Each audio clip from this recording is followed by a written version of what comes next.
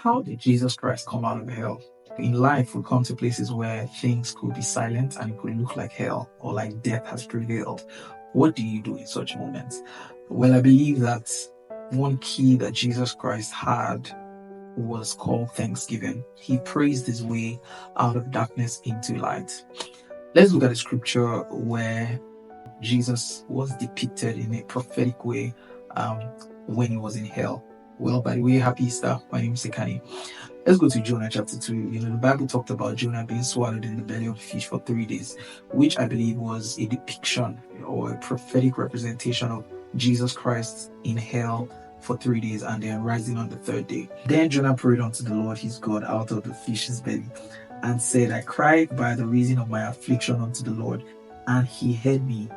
Out of the belly of hell cried I, and thou heard my voice. So you see, even in Jonah, the belly of hell was mentioned. So let's juxtapose the story of Jonah in the belly of fish and Jesus in hell to give us a representation of what Jesus Christ could have, his disposition, what he could have been doing, or what we also can do when we find ourselves hemmed in such situations where it look like our backs are actually against the wall. Now let's go further down just to see a more poetic expression that this is actually similar to hell. It says, for thou, verse 3, hast cast me into the deep in the midst of the sea, and the floods encompass me. All thy billows and thy waves pass over me. Then I said, I am cast out of thy sight, yet I will look again unto the holy temple. So it tells you that even when you are in such situation, you still have the opportunity to respond to God. In Psalms 139, the Bible talks about the fact that wherever you go, you are not out of the sight of God. It says, even if you make your bed in hell, and I believe this is what Jonah was referring to here, that even though he was in the belly of hell, he says, yet I will look again toward thy holy temple.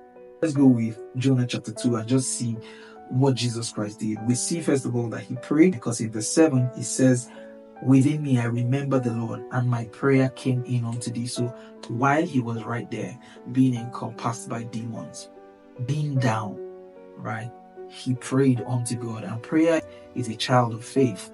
You pray because you believe in God. You pray because you believe God is able to do something. Now, if you go to verse 9, it says, but I will sacrifice unto thee with the voice of thanksgiving. Yeah, that's where I'm going to. Jesus Christ, in the midst of his hellish situation, still remembered to give thanks. And it says here, I will sacrifice unto thee with a voice of thanksgiving. I will pay that which I have vowed. Salvation is of the Lord. And the result of that is that the Lord then spoke to the fish, and it vomited out Jonah upon the dry land, the same way God spoke to hell and vomited Jesus back to life.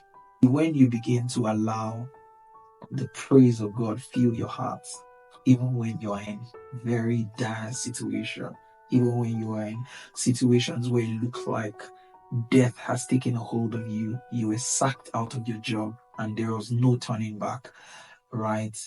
The first thing to do is to turn to the temple of God and give thanks to God, because you know that he is the Lord over death, and irrespective of what has happened, God is still able to turn things around. So what do we learn from Jesus Christ in this season of Easter, in his death, in his resurrection? But a lot of people always skip the fact that Jesus Christ actually went down into hell. Thanksgiving here is a key to come out of any situation, even when it looks like death has taken a hold of that situation. I pray for you today that you have the strength to give good things, even in the midst of the situation that you do not like. God bless you.